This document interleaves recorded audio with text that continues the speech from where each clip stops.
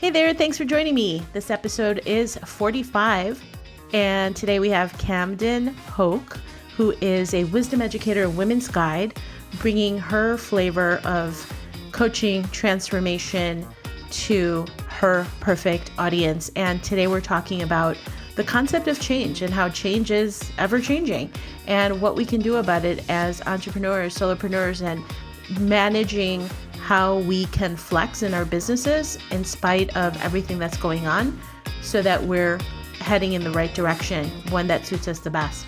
Hope you love it as much as I do. Here we go. Hey there, I'm Patty Dominguez. You're about to discover what it means to position your brand and your business to stand out. This show explores the stories of small business owners just like you who are bringing their message out to the world and impacting their tribe. So if you want to take your business to a category of one status, then hang with me because this podcast shares everything you need to know about how to be more prolific with your brand so that you can have more profits. Camden, I am so happy you are on my show. Too, Patty, and I'm with you. Don't they say like repeat somebody's name 3 times after you meet them and then you'll remember that, right? Yes. Or even in improv, the first level, they teach you to associate somebody's name with like a movement. So they'll do this game where they go around in a circle and they'll be like, Sue, right? And then Sue will do jazz hands and then you'll never forget Sue's name because of the jazz hands. So little tips there, totally random. So how are you? I am so good and I'm so happy to be here. And there's so much that's happening in my business and so many things. So I'm so excited. Awesome. I love hearing that. I love hearing that. And I know that I was on your podcast not long ago and I love the sentiment, your brand personality. It's just a very grounded, authentic, real. And I know people say that loosely, but I genuinely felt that being on your show. So I thought it was so great. Thank you. I appreciate that. And that is my intention, is to be myself. That really is my brand. So. Yeah, it totally comes across in everything that you do. Your website is absolutely gorgeous. I was taking a look at it this morning, just kind of scouring through, and I noticed that the storytelling side of it is beautifully crafted. Is that, I'm assuming, on purpose, very hero's journey-like? Yes. Was that something that you tested? Yes, and it has been that hero's journey. Again, it's being myself. It's what I do as a conscious entrepreneur. It is my calling to help others in that journey too. So I've got to walk my talk. I don't have to, I get to, and I want to. You know? So for the benefit of everybody, tell us your 3-minute story about your background and how you got to where you are now. Yeah. So I started out actually wanting to go to law school and I worked on Capitol Hill and I really just wanted to help people, right? I was like, I think I'm good at this. I've been told that you have a lot of wisdom and I feel like I can talk to you easily and you make me feel really calm. It was quite an evolution. I went through a lot of my personal life. I grew up with a mother who was an alcoholic. I have very low self-esteem.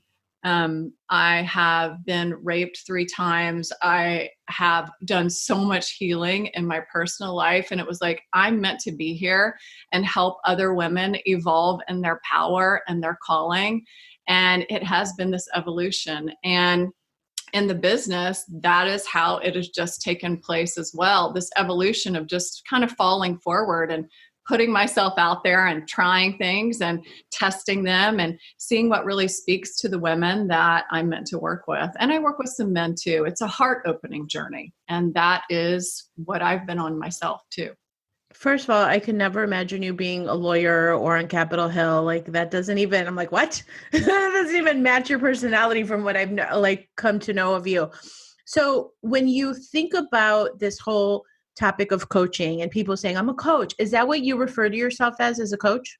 Well, it's so interesting because it's so much more. Officially, I've been trained as a coach, right? Mm-hmm. But people are like, you're so much more. So I actually call myself a wisdom educator.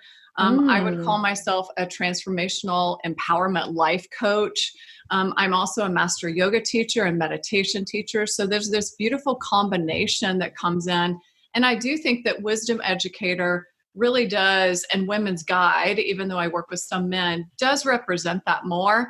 But I think we're also in a time in this business world and even life where there's such a big paradigm shift and there's new positions and businesses coming forward because of our expansion as a human species. And oftentimes we don't have a name for it. So is it life specialist? Is it wisdom educator? it's kind of all of those, but in the coaching realm.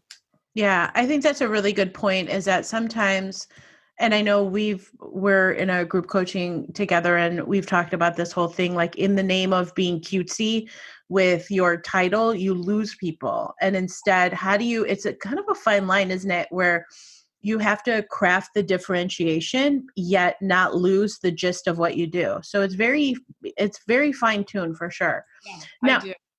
yeah. How did you pair the yoga? Did the yoga come before the coaching, or did the coaching come first? The yoga came before the coaching. I took my first class in 1997, moving to California. I got certified in 2005. I didn't get certified as a coach until 2009, but I was like already doing it. It's just like who I am as a person, but with all the background and the techniques and some of that coming in and combining with the intuition, that's kind of how that happened as an evolution. And how did you evolve into crafting or coupling or marrying yoga and your coaching that you do now, kind of the wisdom side of things? It's very nuanced, right? Mm-hmm. How did that come along? Was that trial and error? Did you kind of try something and like, that didn't work? How did you fine tune that? I would say so. I would say that people in my yoga classes started to come up to me as I officially became a coach. And I had a couple of people come up, my first big client, right? She came up and she said, I think we're supposed to work together. And I was like, well, okay, let me set up a call. So we set up, and it was actually in person because obviously she was right in the town. And she goes, oh my gosh, I'm so glad. At this time I was like just a life, I'm not gonna say just a life coach, but I was calling myself that. She goes, I'm so glad like you weren't a plumber or something, because I definitely needed a life coach, but I knew I was supposed to work with you. And I just followed my intuition. I thought that was hilarious. She had no idea what I even did. Oh my God. So she really connected to me by like resonating with my voice and my teachings and what I was sharing in the class. And she just knew that I was supposed to be that next person or mentor in her life. So it's kind of woo-woo. I know it sounds that way, but what I started to see was my journey was getting still inside and being able to figure out what is the true voice of intuition and how do I listen to that even as I am moving forward in my business, but also bring strategy in. So I call it the sense of like soulful strategy. And I realized that for everybody, for all of us really to know and have the wisdom, we have to tap in here. And I believe that yoga, which is not just physical movement, but it's the meditation, the focus, the concentration, the ethical guidelines for living, can be a guide for us to come in to move out. So that's how I brought beautiful. That. And so is that one way that you found that you're standing out among, let's say, other life coaches? I do. I believe the yoga and the meditation sets it apart. And then I also offer retreats, like spiritual adventure retreats, where the last 3 years we've gone to Morocco, and it's like really tapping in, getting away from your everyday to do and tapping in. What is that next thing that you're feeling, that next part of your genius that's coming forward? And I think that's different than, anything anybody's doing out there. So. And is this transformation for love, business, or what area of that person's life? It's really all of it. What we do is we look at 8 different categories, and I ask a series of questions in those categories. And what happens during that process is that one category usually comes forward as the focus for our work together. I generally work for 6 months to a year with people, sometimes much longer as they want to keep going, right? Because we never stop growing. And that one area becomes the focus, which then affects all the other areas of their life. Because if you look at all of them, you're like, right? It's like that paralysis. But if you can pick one, it's incredible, sort of the domino effect that it has. That's really smart. And just as a takeaway, excuse me, for people who are listening, is exactly that. It's like, well, how do you eat an 800-pound elephant? It's one bite at a time. And you're starting with that area that probably needs the most help with, right? And then they're seeing that transformation. And then one of the questions that I ask is around, how do you build more crave into your marketing? Like, how do you prime people, engage with people so that they know, like, and trust you, so that they automatically say, okay, what's next? Because that's the best, that extends a lifetime value. And I'm assuming that happens because you're working on the different areas of their life, and the natural progression is for them to move to that next thing on their life wheel. Yes, because there's always more. It's like, okay, what are the challenges you're still finding yourself in, or the new challenges that have come up, right? Because it's kind of like, some people might have heard unpeeling the onion. I like to use the analogy of a flower blossoming. And I always think of a peony. Peonies are this beautiful pale pink, and they have so many blossoms and petals. We're constantly blossoming our life, and there's going to be new things that are come forward for us to expand into, for us to learn from. And so I've been working with people for years, and continuing to expand their life, maybe design their business around who they are as a person and aligning with their values. What is that next place? They've maybe made all this money and they want to do something that's more of a calling, a heart calling for them. So yeah, there's always more to unfold. So you've been doing this for how long now? Officially since 2009. So for over 10 years. Wow. Yeah. Okay. Truth moment. What was something that you did in your marketing that failed miserably? And you're like, oh my God, that was a disaster. Oh, I think, part of it is that I get in my own head and I procrastinate, and I don't get prepared enough. And I'm thinking, because I'm scared. I get scared. I start in the past, I've been like, oh, nobody's going to join me, or procrastinate or this. And it was like, that's my number one killer of things that have not gone well in the past, is procrastination. And I look back and, that part just kills your marketing, because I like at least a nice runway. There's some that are shorter than others, but if you're not prepared, and you're not getting yourself out there, nobody's going to come knock on the door and go, oh, hey, I totally heard that you have this going on. How do I do this with you? Whatever. So I think that's the part, is procrastinating the marketing and psyching myself out, thinking that nobody's going to come. And how did you overcome that? Like, what has helped for you in the past to finally get you to tip over and just take action? What I realized was that I'm like a leaper in my life. I like dare. Obviously, because you've been on my podcast, and the main word, it's called truth and dare. I dare myself. So I was thinking, why am I afraid? Like, why do I keep setting myself up? And that was part of my personal growth, was part of that self-esteem and getting through that. So part of it was business mentorship, and a business mentorship that also had the elements of wisdom in it that I really need. Hypnotherapy, things like that helped me to really get to the root of what was going on. And then to go, you know what? I'm curious. I'm daring. I'm going to test it. I'm going to do my best. I'm going to hire the best people to help me with the things that I'm not genius at, and I'm going for it. And then I'm going to look at the strategy, and I'm not going to go, Camden, you're a bad person. That didn't work. I'm going to go, all right, how can I re-strategize what we just did, because it didn't ideally turn out the way I wanted it to this time. Okay, we're about halfway through with this episode, but I wanted to make sure that you knew about my new Positioning to Profit quiz, so that you can discover how to use the key pillars of positioning to give yourself the ultimate edge for your business. It's an assessment, personalized plan of action to overcome these roadblocks that are keeping you from even more profit. So head on over to positioningquiz.com. All right, let's continue with the show. That's perfect. It's perfect. It's constantly checking in with yourself and being like, okay, what was really the underlying reason there?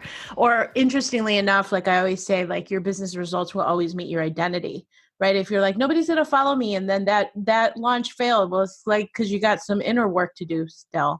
I mean, these are the conversations I have in my head. Yeah, right. I think another thing too is something we talk about in yoga is attachment, right? If we're attached to always doing it the same way, or even attached to Facebook doing it the same way, or Instagram or social media, guess what? They're going to change. And I can either sit here and go, oh my God, they've changed. What about my followers and this and that? Or I can go, all right, well, they changed. So I need to shift. All right. What's going to be the next strategy moving forward? So.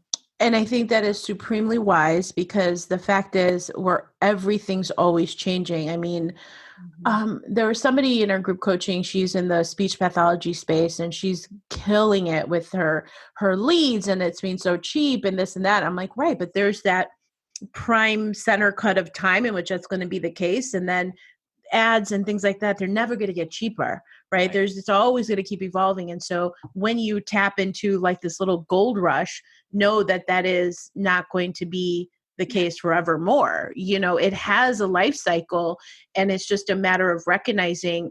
And this is kind of tying into your procrastination talk. It's like, I have been in a situation where I've jumped in at the right time, but because of my procrastination, I didn't take the right kind of action, and I lost that opportunity, if that makes any sense. Like that's happened on more than one occasion for me. And I'm just like, right. Yeah. So that's the work I had to do, is just overcome that weird thinking, like it's not going to work, or what if it doesn't work? Yeah, because here's the thing too, like we have an idea, guess how that many other people have those ideas. So you have an idea, follow that intuitive lead, have fun with it, be curious, find the strategy around it, get the people that you need that, you don't have that genius of, whether it's tech or whatever, to help you make it come to life, That's the fun part, is the becoming part. That's something that yoga has taught me, and that I think I bring in. I bring in with my clients and also my business, is that the becoming part is super fun. Completing things is great too, but really think about it. The excitement, the part that you have of like how much you're learning and growing and expanding. Cool. Because when you get there, you're there. It's like being on a ride at the fair. All right, I rode that ride, but it was super fun standing in line and going, oh my gosh, look at them going around. They're so cool. And then you ride and you're like, okay, cool. That was done. I'm done. Yeah. So good. Now, when it comes to your business, what scares you? What scares me? I've had a lot of money stuff in the past, and it's like, I want to, like show my husband, that I can do well in my business and make money too. Because honestly, I love what I'm doing so much, and I want to make money, but it's always been the business thing. Like I always felt dumb at money. I felt dumb at business. When I was 16, I overdrew my checking account like all the time. And so for me, it's always been that place of, this is my place to be organized. And it feels good to have that. So I think that has been something in the past. And it can creep in every now and then. And that's where I just say, no, that's not really my story anymore. I don't hold on to that. I think too, one of the things is like, just break out and do it.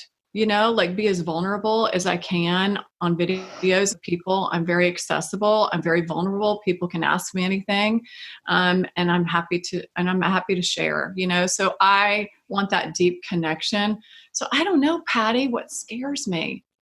I like to be organized, and I like to be respectful of my team and things like that. So I don't know if it scares me, but it's something I want to like be on top of. Do you know what I mean? Yeah, I totally understand that the complexities of as you scale. For me, it's like, as I'm growing, my team's growing, and I'm like, wait a minute, at what point is this going to be where I really have to turn it over, but I don't want to sabotage it. It's such a head game. It's such a head game. So that's the thing that scares me personally.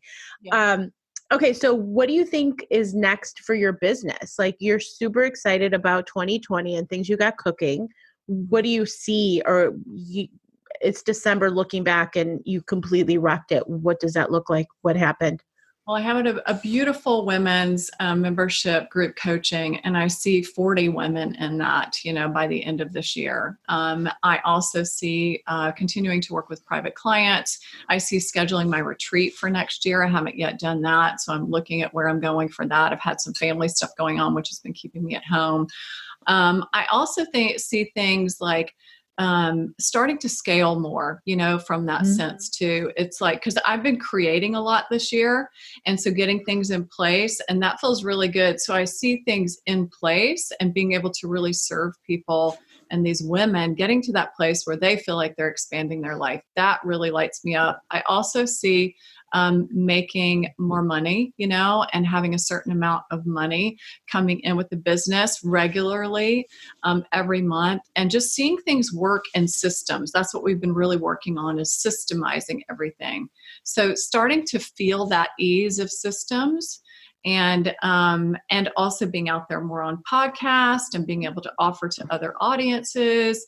And I see a talk show and a web series. So there's a lot that I I see. love it. I love it. And as you're putting yourself out there in that way, do you have a what I call a prolific persona or an alter ego that you tap into, or how do you get yourself pumped up for those situations?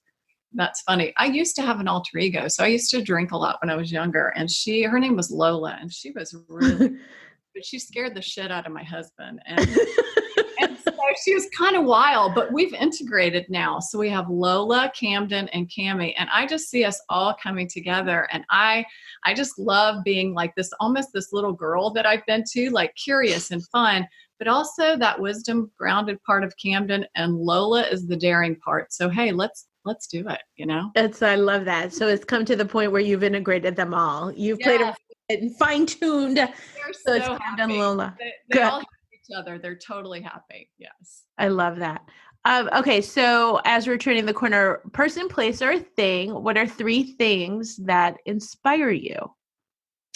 3 things that inspire me. And I'm supposed to say one person, one place, and one thing? Whatever you want. Person, place, or a thing. Okay. Well, I got to say, 2 people that inspire me, Sarah Blakely and Oprah. I recently started following Sarah Blakely on her Instagram. She is freaking hilarious. So and funny. I love her gumption of how she started her company and what she went out and did, and her curiosity and, her marriage and everything. So she's just like really interesting and funny and just real. And I love her.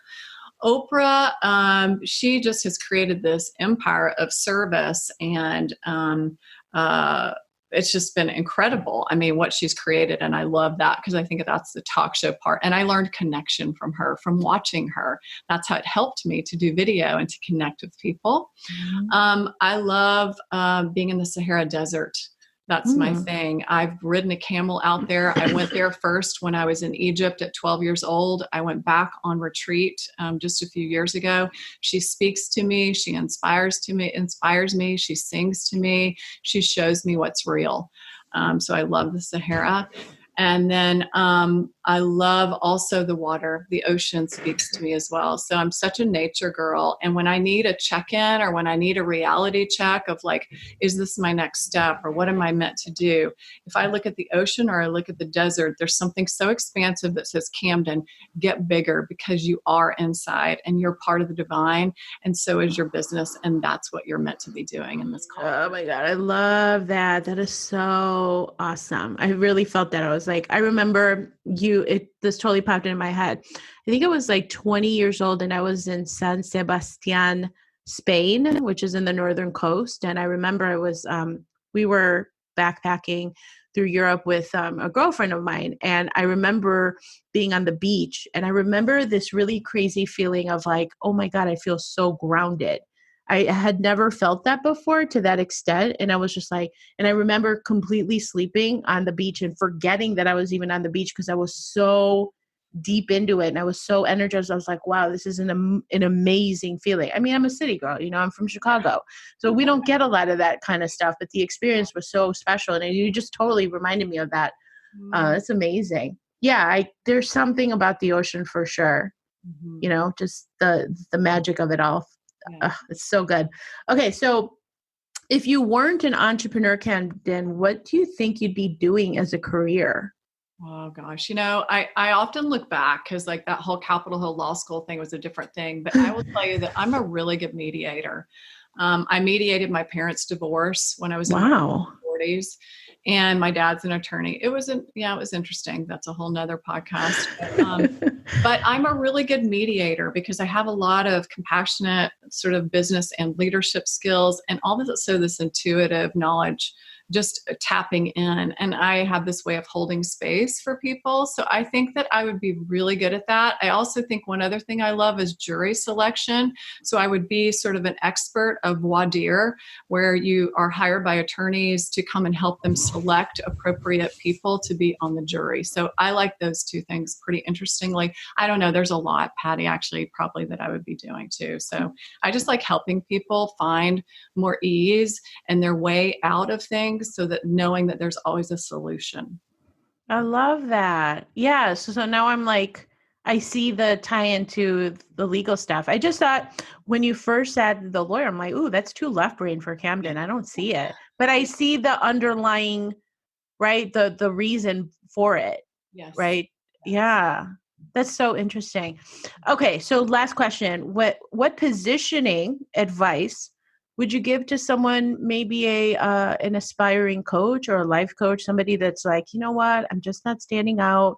What could I do different? I want to grow my business, but I'm not quite sure how. Yeah.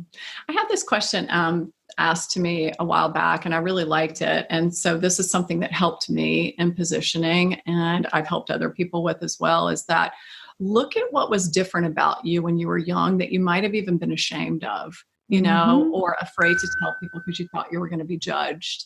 And I think that that is that thing that's going to help you stand out. For me, I had this buck teeth. I was afraid to be in front of people. My mom always says, don't be a performer. That was tacky. And so here I am. I love being on video. I love sharing. I want my own talk show. I love having conversation with people. It's a way that I can help people. And it's just a matter of coming out from behind. I love the spirituality of the connection of life. I've always had that. So find that thing that's different about you that you had when you were little, and really hone in on that and see, how does this connect to what I'm doing now, and how can I bring that forward in what I'm doing in my work and my positioning. And it's really getting people's attention, isn't it? It's like, what is that different thing? Make them curious, right? I love that. Wait, when you have your talk show, can I be on it? Yes. I'm not kidding. Yeah. I would absolutely love that. I'm like, I totally see it. You have such a grounding energy. I love your energy. Camden, you're amazing. I find you so fabulous and interesting. And every time we have a talk, I find something new about you. There's just so many levels, and you're just so amazing. How can people connect with you, find out more about your coaching, your retreats, and all these amazing things you have cooking this year? Yeah, so I know I gave you a few links. I've got my website, camdenhoch.com. I'm also on Instagram. And on Instagram, if you go into my link, there's a place where you can click and set up for a free call with me. I also have a free women's Facebook group called Peace Seekers and Space Expanders. Love, love, love. That's a great place to go. And everything's on the website as well. And then, I have my group, women's group coaching and whatnot. So there's lots of places to come explore, listen here, see what feels best to connect. And I look forward to meeting you. So beautiful. So all of the links will be in the show notes. Make sure to connect with Camden. She's a real deal. And I just think you're amazing. So I am so thankful to you for being on the show. Thank you for having me. This has been lovely. And I feel the same. I could just sit here and chat. I learned something new about you. So I love it. Thank you. Thank you so much for checking out the Positioning to Profit podcast. If you haven't already done so, please make sure to hit that subscribe button so you don't miss any new episodes. And also, it would mean the world to me if you would take a quick moment to leave a rating and review on iTunes, Stitcher, SoundCloud, or your favorite podcast player. It really helps to get the word out about the podcast and, of course, the featured guests. And lastly, please make sure to connect with me on social media, Facebook, Instagram, Twitter, LinkedIn. I'm on all of them. And use hashtag positioning to profit so that I can search you out and connect that way too. All right. Thanks so much. See you next time.